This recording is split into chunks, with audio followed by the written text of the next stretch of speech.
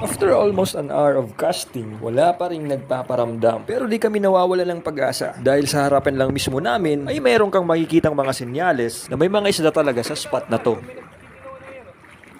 Pag may nakita kayong ganyan, hagisan nyo lang kasi it's a sign na mayroong predatory fish na nanginginain at humahabol sa maliliit na isdang yan. And hindi nga tayo nagkamali.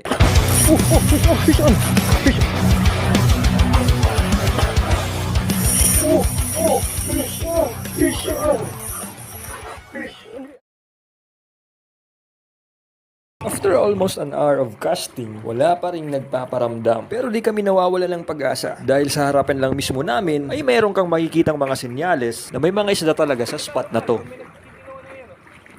Pag may nakita kayong ganyan, hagisan nyo lang kasi it's a sign na mayroong predatory fish na nanginginain at humahabol sa maliliit na isdang yan. And hindi nga tayo nagkamali.